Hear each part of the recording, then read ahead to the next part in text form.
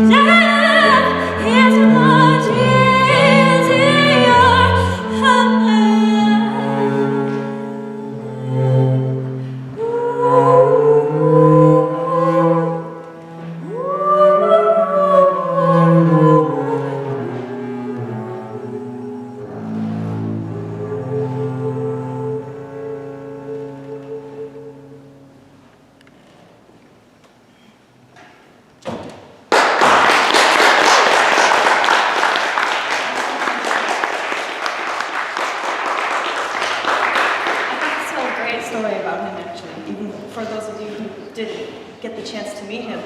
I only got the chance to meet him once, but it was so memorable and so great. I just happened to be in the electroacoustic music lab in Cornell. I had just played some music with Annie Lewandowski, and I was still playing, and she had left. And he comes bursting in, and he's like, "Who are you?" And I said, "I don't know. I play the bass."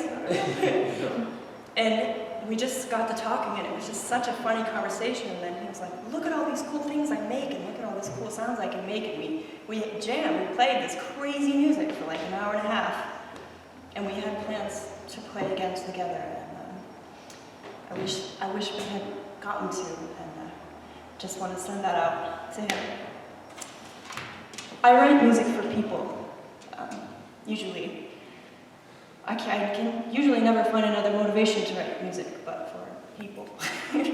So this next one is for my father, amongst other family members who brought me into existence. I figured I should write something for them.